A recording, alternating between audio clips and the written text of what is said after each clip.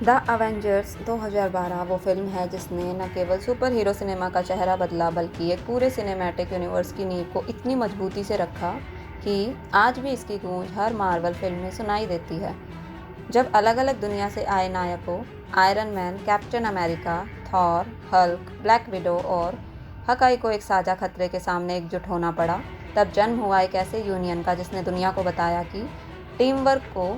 असली मतलब क्या होता है। फिल्म की शुरुआत शील्ड की एक टॉप सीक्रेट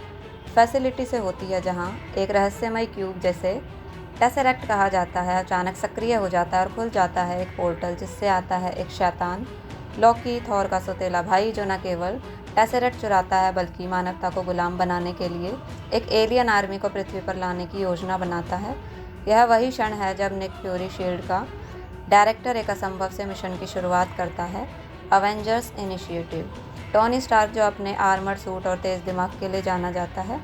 ब्रूस बैनर, जो अपने अंदर छिपे हुए गुस्से और हल्क में बदलने की ताकत को नियंत्रण में रखने की कोशिश कर रहा है, स्टीव रॉजर, जो दूसरी विश्व युद्ध से जिंदा बच निकला एक सैनिक है लेकिन अब खुद को नए जमाने में अकेला पाता है, नताशा रोमानॉफ, जो अपने अतीत के अपराधों का प्रायश्चित कर रही है, और क्लिंट बार्टन, जो लोकी के मनोवैज्ञानिक नियंत्रण में है। ये सभी व्यक्ति हैं जिनका अतीत और उद्देश्य अलग है लेकिन जिन्हें एक साथ लाया जाता है एक बड़ी लड़ाई के लिए। फिल्म का सबसे बड़ा कमाल यह है कि यह सिर्फ एक सुपर हीरो एक्शन फिल्म नहीं है, यह उनके आपसी टकराव, विश्वास की कमी और फिर धीरे धीरे एकजुट होने की यात्रा को भी दर्शाती है। जब ये नायक पहली बार एक साथ आते हैं तो अहंकार, मतभेद और संदेह उनकी सबसे बड़ी चुनौती बन जाते हैं, लेकिन कोल्सन की मौत, लोकी की साजिशें और न्यूयॉर्क पर मंडराते खतरे के बीच यह अलग अलग विचारधाराओं वाले लोग एक टीम में बदलते हैं।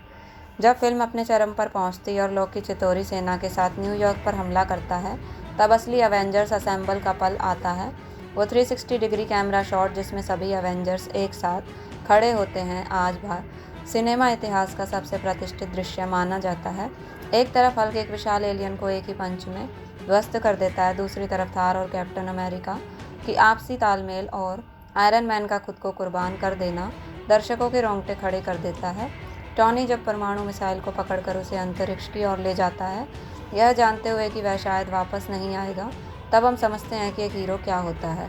ब्रूस बैनर का संवाद, that's my secret cap, I am always angry, सिर्फ संवाद नहीं बल्कि किरदार की आत्मा को खोल कर रख देता है। फिल्म की स्क्रिप्ट, निर्देशन और संवाद इतने शक्तिशाली हैं कि हर दृश्य में दर्शक जुड़ाव महसूस करता है। लोकी का संवाद, आई हैव एन आर्मी, और टॉनी का जवाब, वी हैव ए हल्क, जैसे डायलॉग्स आज भी मैम कल्चर का हिस्सा हैं। फिल्म के हर किरदार को बराबर स्क्रीन स्पेस मिलना और फिर भी मुख्य कहानी को न खोने देना जॉस व्हीडन की निर्देशन कला का प्रमाण है। यह फिल्म सिर्फ एक एक्शन पैकेज नहीं है, यह सिनेमा का वो मोड़ है जिसने कनेक्टेड यूनिवर्स की कल्पना को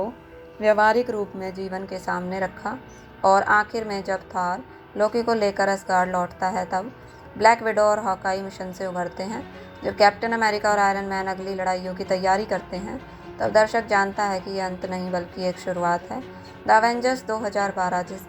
सिर्फ एक फिल्म नहीं है, एक पीढ़ी का अनुभव है। इसने बच्चों को हीरो की परिभाषा सिखाई, युवाओं को टीम वर्क का महत्व बताया और बड़ों को याद दिलाया कि जब नेक उद्देश्य के लिए लोग एक साथ आते हैं तो असंभव कुछ भी नहीं होता। फिल्म का हर पल, हर एक्शन, हर भावना में यह सिखाता है कि नायक वो नहीं होता जो शक्तिशाली हो, बल्कि वो होता है जो सही के लिए खड़ा हो। चाहे आयरन मैन के विज्ञान में आस्था हो, कैप्टन की नैतिकता या हल्क का गुस्सा, ये सब मिलकर बनते हैं अवेंजर्स। और जैसे ही फिल्म के अंत में अवेंजर्स विल रिटर्न स्क्रीन पर आता है, दर्शकों को यह एहसास होता है कि वो एक ऐसी यात्रा का हिस्सा बन चुके हैं जिसकी गूंज आने वाले वर्षों तक सुनाई देगी।